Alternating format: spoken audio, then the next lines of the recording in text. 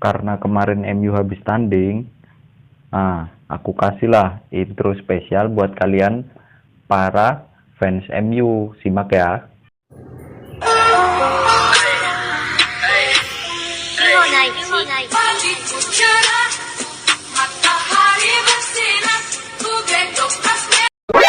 NANI?! お前はもう死んでいる。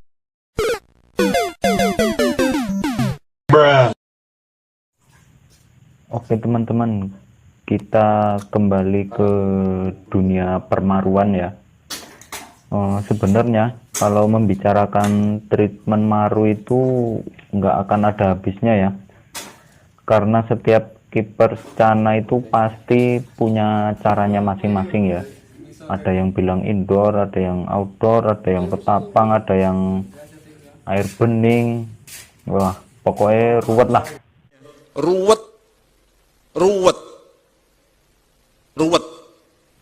Nah, sekarang yang mau saya bahas itu beberapa kesalahan-kesalahan ya yang sering dilakukan oleh kiper Cana, terutama pemula, karena dulu juga ketika saya awal-awal memelihara Cana itu melakukan kesalahan-kesalahan ya, dan itu bisa jadi pelajaran buat teman-teman yang lain ya. Di sini saya hanya sharing, bukan menggurui. Saya hanya membagikan pengalaman apa yang pernah saya alami ketika mengurus Cana. Untuk yang pertama itu karakter ikan ya teman-teman ya.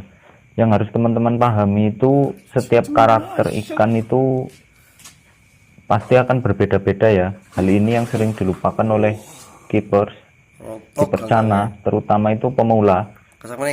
Misalnya ikan itu setelah makan itu gimana, jadi mager apa enggak, nanti ketika mager itu penanganannya bagaimana, ketika stres itu gimana, warna turun itu diapakan.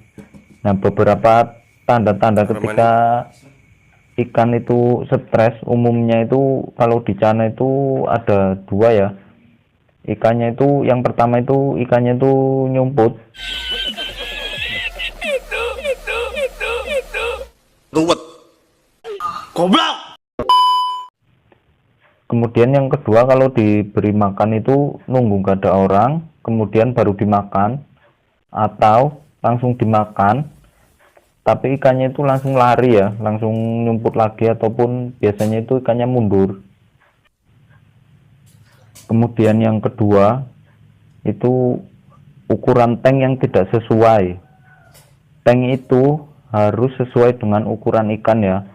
Untuk maru yang size 23 ke atas sebaiknya kalau menurutku sih itu ditaruh di tank yang ukuran 1 meter ya, karena sifatnya yang teritorial, maka ikan pasti butuh space yang luas untuk si ikan itu merasa dia berkuasa. Untuk yang ketiga itu pola makan yang berlebihan ya. Kembali kepada yang pertama, pahami karakter ikan, kemudian tentukan pola makannya. Bisa juga diberi makan setiap hari, tapi juga harus dengan pola dan porsi yang sesuai.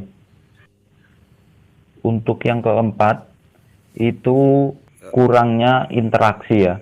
Ini adalah salah satu penyebab ikan itu mudah stres, mager ataupun penakut ya. Solusinya itu taruh di tempat yang sering dilalui orang, ataupun kita sering nongkrong di situ, dan sering-seringlah ngopi di depan tank sambil godain ikan. Untuk yang kelima yaitu settle ya teman-teman ya.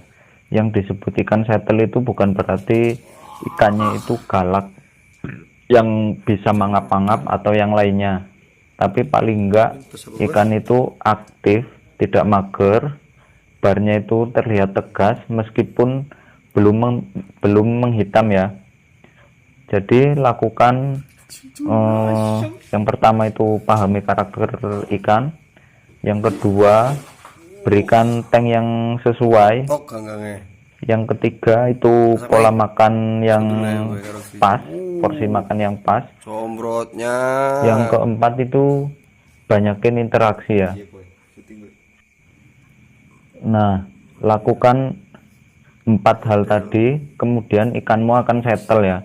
Nah, setelah settle, barulah nanti teman-teman masuk ke treatment-treatment yang selanjutnya itu ya. Bisa mau treatment bunga ataupun treatment warna. Kalau 5 hal tadi masih belum bisa membuat maru kalian jadi mantap-mantap, aku kasih tahu nih 5 cara rahasia supaya maru kalian jadi mantap-mantap. Catat nih. Yang pertama itu sortir bar ikan maru yang simetris dan sehat. Kemudian yang kedua, asupan makanan untuk gizi si ikan agar cepat tumbuh bunga. Jangan dipuasakan. Yang ketiga itu sabar. Yang keempat, semi outdoor. Dan yang kelima, ini yang paling penting, taruh celengan di sebelah tank. Setiap mau ngasih makan, masukin uang 10.000 di celengan. Tunggu sampai 3 atau 5 bulan. Kalau semisal treatment Anda nggak berhasil, pecahkan celengan Anda dan Anda tahu kan harus ngapain. Terima kasih sudah menonton video ini. Sampai jumpa di video saya selanjutnya. Ganteng, review channelnya dong. Cek mata membian susah.